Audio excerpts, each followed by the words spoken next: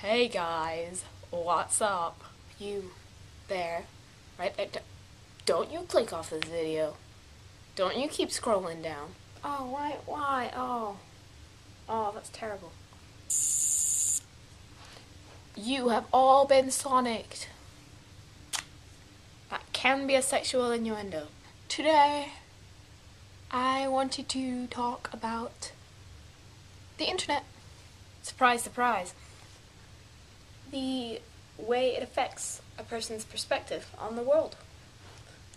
It sounds a lot deeper than it is. Aw, did I break it? You know how, you have friends? Of course not. Who has friends? You know how if you have friends and you have inside jokes with them and, you'll say a phrase and it'll be so funny and you'll never see that phrase the same way again. The internet is just like a big group of that. If you're on Tumblr a lot, we'll use Tumblr as the example because that's where I am all the time. If you're on Tumblr a lot, there's a lot of these inside jokes on Tumblr that only you and other members of Tumblr are going to know.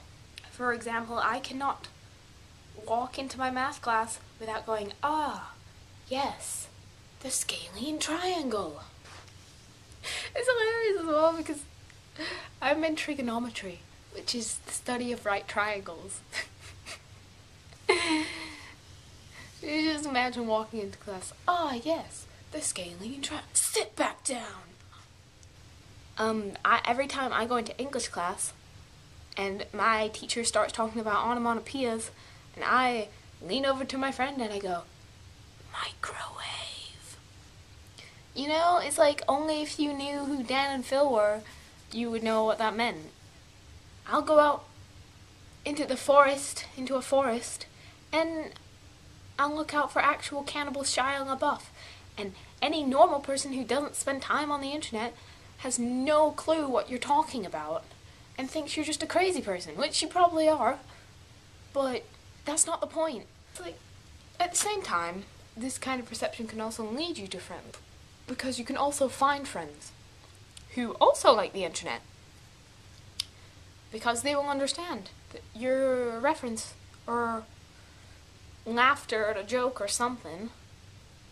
Not only do you have inside jokes with it, it also changes the way you perceive things and the way that you say things and the way that you do things. Okay, people going out and saying things like, OMG, my feels! What was that? Was that like a freaking Hobbit? What was that? OMG, my feels! That's a misconception. That is a stereotype. Personally, I do not go out into the world and go, OMG, my feels on this and that and that. No. I might say that on the internet occasionally, but I don't really say that in real life. I don't do that. And I think a lot of people don't do that, and I think that's a common misconception of people who are thrown into Tumblr. Weird hipster blogs, I don't even know how that works, or this fandom side of Tumblr.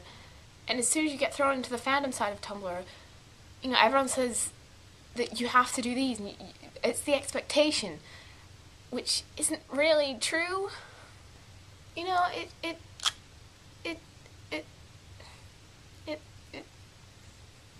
I'm like an announcer on the Olympics. Who's been watching too many Chris videos? Me. Does everything in my life just come back down to Chris? I think it does. Oh, if you're in fandom, obviously fandoms within themselves create inside jokes, which are usually pretty stupid, if you ask me. But they're like a good kind of stupid. Stupid that you can either really hate or really love. And that inside joke is going to stay with you so that everything else in you is going to change. Sherlock, we'll take Sherlock. Sherlock? How did I say that? Sherlock. If you take Sherlock, for example, people have that whole phase where they changed Sherlock to, like, animals. So now a lot of people who like Sherlock, every time they see a freaking hedgehog, they're like, oh, it is John. I don't think they do that hand motion, but they're like, oh, it is John. And then if they see an otter, they're like, oh my god, it's Benedict Cumberbatch.